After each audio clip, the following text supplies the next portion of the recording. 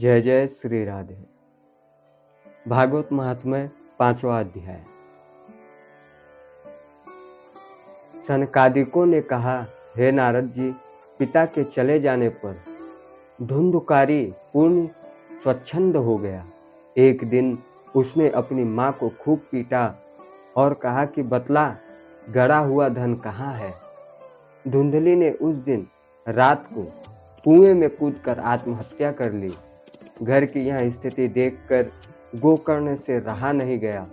वह तीर्थाटन को चले गए। धुंधकारी वेश्याओं के जाल में फंस गया था। वेश्याएं जब उससे धन मांगती थी तब वह स्थान स्थान से चोरी करके धन लाता और उन्हें देता था। अंत में वेश्याओं ने यह सोचकर कि यह बात किसी न किसी दिन खुलेगी, खुले बिना न रहेगी। जब यह बात खुल जाएगी तो राजा हमारे सारे धन को चोरी का समझकर छीन लेगा। अतएव एक दिन रात में वेश्याओं ने धुंधुकारी को, जब वह सोया हुआ था, तो गला दबाकर मार डाला और वे वेश्याएं किसी दूसरे नगर को चली गईं। उधर तीर्थाटन में गोकर्ण को जब धुंधुकारी के मारे जाने का समाचार मिला तो वह अपने नगर में लौट आया। जब वह अपने घर में रात को सोया था तो धुंधुकारी प्रेत बनकर गोकर्ण के सामने प्रकट हुआ। गोकर्ण के पूछने पर उसने रो रो कर अपनी दुर्गति कही और प्रार्थना किया कि हे भाई, मेरा किसी प्रकार उद्धार करो। गोकर्ण ने कहा, तुम्हारे मृत्यु का समाचार पाकर मैंने गया में तुम्हें पिंडदान दे दिया था। यदि इससे तुम्हारा उद्धार नहीं हुआ तो कहो और क्या उपाय करें। अच्छा, इस समय तुम अपने स्थान पर जाओ। कल मैं इस पर विचार कर तुम्हारे उद्धार का कोई यत्न करूंगा। दूसरे दिन प्रातः काल होने पर गोकर्ण ने सारा वृत्तांत अपने नगरवासियों से कहा और पूछा कि इसके उद्धार का कौन सा उपाय करूं। सबने निश्चय किया कि इसका उपाय सूर्य भगवान का आवाहन कर उनसे पूछा जाए। महाज्ञानी गोकर्ण के आवाहन पर सूर्य भगवान को आने में देर न लगी और आकाशवाणी हुई कि श्रीमद् भागवत की कथा सप्ताह भर करो तो धुंधुकारी प्रेतत्व से मुक्त हो जाएगा। गोकर्ण ने दूसरे दिन से श्रीमद् भागवत की कथा आरंभ कर दिया, जिसे सुनने के लिए सभी लोग आए और धुंधुकारी भी वहां आया, किंतु वह प्रेत रूपी वायु था, इसलिए वह कहाँ बैठता।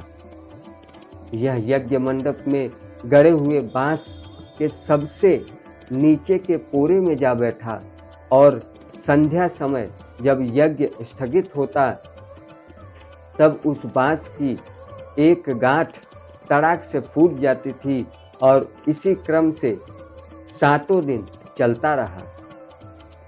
अंतिम दिन जब सप्ताह यज्ञ का विसर्जन हुआ तो धुंधुकारी प्रेत योनि से मुक्त होकर अपने भाई गोकर्ण के सामने आकर उनकी प्रार्थना करने लगा। उसी समय स्वर्ग से सजा हुआ एक विमान उतरा, जिस पर धुंधुकारी को बैठा लिया गया। गोकर्ण ने कहा कि हे देवदूतों, कथा तो बहुत से लोगों ने सुना है, किंतु फल धुंधुकारी को ही क्यों मिल रहा है।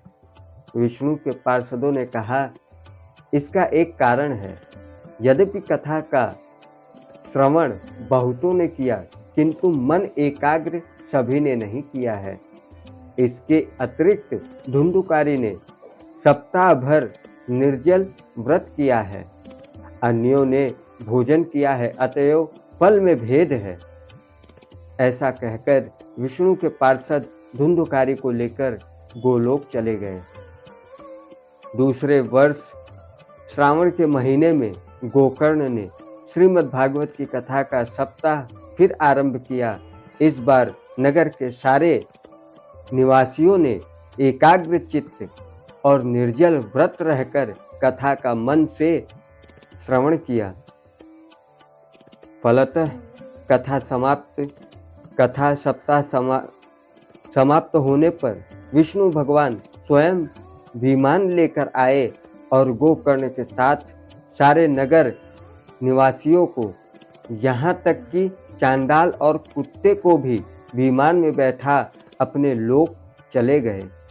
हे नारद जी, इस कथा से श्रीमद् भागवत का महात्म्य अच्छी तरह समझ लो। शांडिल्य मुनि आज भी चित्रकूट में इस कथा का पाठ नित्य करते हैं। जो भी इसका नित्य पाठ करेगा वह आवागमन से मुक्त हो जाएगा।